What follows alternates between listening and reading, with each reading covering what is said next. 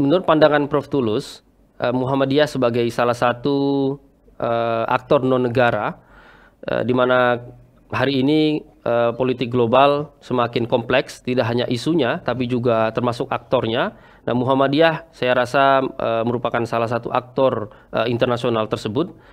Sebetulnya di mana posisi ataupun apa peran yang seharusnya dimainkan oleh Muhammadiyah dalam kompleksitas isu ataupun persoalan yang dihadapi dunia internasional hari ini, mengingat berbagai macam modalitas yang dimiliki oleh Muhammadiyah.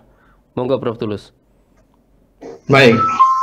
Atau kalau tadi pertanyaan Mas Jan itu sedikit agak disederhanakan dalam versi yang saya usulkan ini, misalnya kan kalau kita sepakat ingin internasionalisasi, terutama tadi di hal organisasinya lebih daripada state of mind seperti yang disinggung oleh Pak Dubes, maka pertanyaannya kan kalau kita jualan Muhammadiyah sebagai organisasi itu kira-kira pasarannya seperti apa kan gitu kira-kira.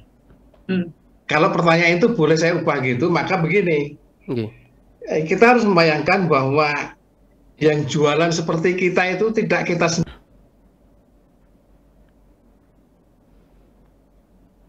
sendiri.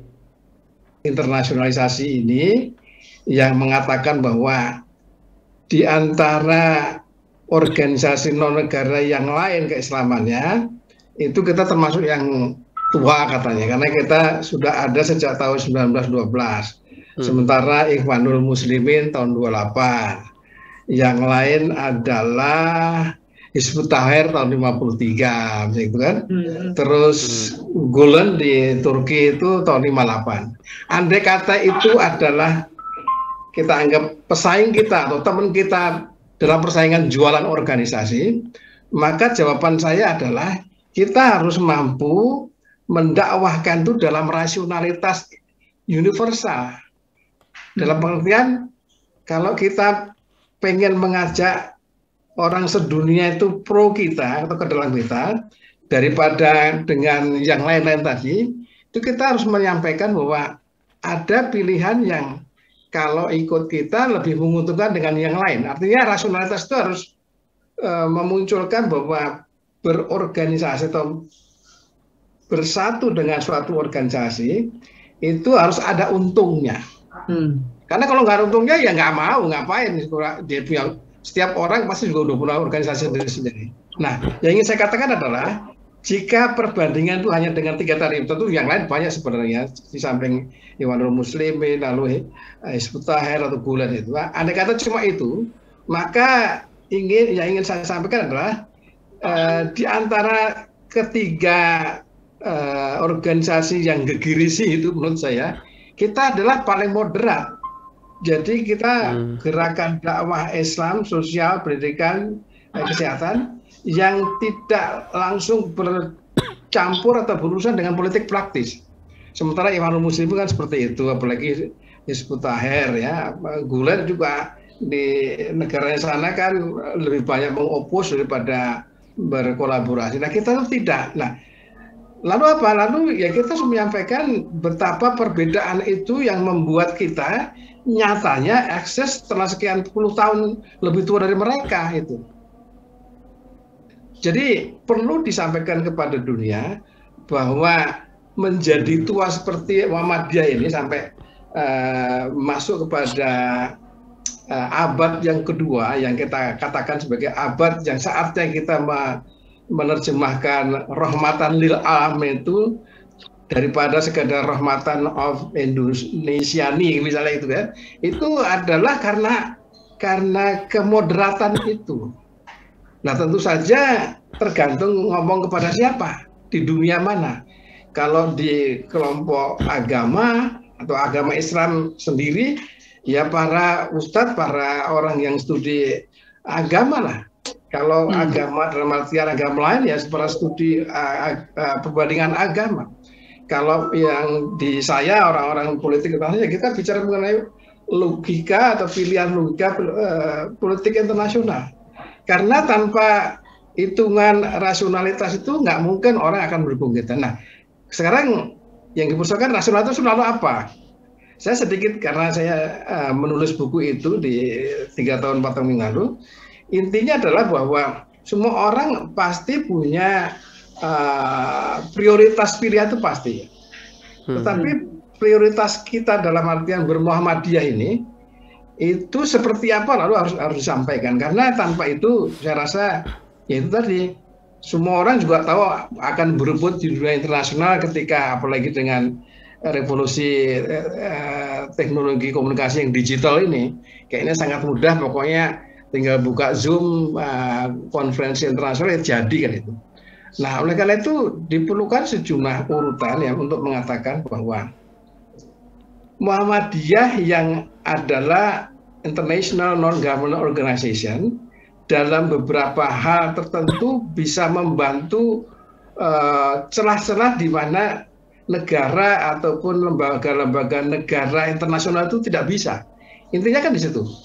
Jadi yang saya katakan adalah salah satu fungsi strategis yang bisa dimainkan oleh non-governmental organization, baik itu nasional maupun internasional, adalah karena pemerintah baik nasional maupun internasional itu yang idealnya adalah merupakan organisasi yang mudah-mudahan dulunya itu digadang-gadang bisa menyelesaikan semua hal, idealnya kan begitu dalam konteks pengertian organisasi. Tapi kan nyatanya tidak. Sehingga yang tidak itu kita masuki, seperti pada kenyataan di Indonesia misalnya. Indonesia itu kan Republik Indonesia, pemerintah Republik Indonesia kan berkehendak atau berkewajiban malahnya mendidik semua warga negara ini, memajukan, menyehatkan sedemikian rupa itu, ya itu namanya negara itu seperti itu. Tapi nyatanya kan tidak bisa. Lalu kita membantu dengan sekolah Muhammadiyah, lalu dengan PKU, nah belakangan ini yang sangat populer adalah dengan MDMC dan segala macam. Nah, pada titik itulah kita bisa menyelia lah gitu. Nah, kalau yang kita bicarakan adalah internasional, lalu apa? Ya seperti contoh Rohingya itu. Ketika intergovernmental organization-nya, bukan non-nya, itu nggak bisa masuk, yang mudah-mudahan kita punya kartu yang oleh semua pihak yang terlibat di situ, lalu bisa welcome kan gitu. Nah, ini keahlian diplomatik yang tidak hanya sekedar teori tapi juga terapan. Nah, saya di kali ini ya berdampingan dengan Prof. Ruhaini dan Dubes ya, saya tentu aja lebih tahu di atas kertasnya saja daripada tenane di sana. Nah, tapi yang ingin saya katakan adalah percayalah bahwa ketika siapapun yang di dunia sana itu tidak paham rasionalitas pilihan kita, itu ya tidak akan pernah masuk, kagum pun juga enggak gitu. Karena itu ya kita perlu membanding-bandingkan dengan organisasi-organisasi yang serupa kita lah, mirip-mirip kita. Lalu kita mengatakan, loh, ini alhamdulillah kan kami kan masih hidup, masih jaya, nggak cuma hidup tapi jagoan, punya universitas banyak, punya hospital banyak, punya di mana-mana. Tapi ada satu hal yang secara organisasi itu sering saya sebagai akademisi Muhammadiyah susah jawabnya. Mengapa katanya, terutama orang dari Malaysia itu, mengapa ini ada PCIM, ada PCIA katanya gitu kan? Mengapa Muhammadiyah dibedakan dengan Aisyah? Seolah-olah Aisyah itu bukan Muhammadiyah, saya bilang gitu kan. Saya susah juga, dan saya ya ngaco sendiri aja bahwa ya itu secara organisasi kan beda-beda, tapi mestinya kan harus menampilkan bahwa Aisyah itu pasti Muhammadiyah, tapi Muhammadiyah belum tentu Aisyah tentu saja, ya kan? Ini kebetulan cerita Prof. Ruhaini itu sama dengan ibu saya. Ibu saya adalah ketua Aisyah PDM Sragentina sampai wafatnya. Kakek moyang saya ketua Majelis Tabligh di Sragentina sana. Jadi saya sudah istilahnya aslinya nenek moyang dari Muhammadiyah. Tetapi kemudian masuk di universitas yang harus lebih mendalami konsep ini, konsep keluar, saya kehilangan beberapa mata alasan gitu untuk menjelaskan tadi itu mengapa Muhammadiyah dengan Aisyah lalu secara jelas-jelas itu dimunculkan secara berbeda, PCIM, PCIA gitu. Itu aja. Saya rasa itu Mas Zen, mungkin masih kurang tapi ya untuk awalan sesi pertama. Silakan Mas. Matur nuwun. Ya, baik. Terima kasih Prof. Tulus.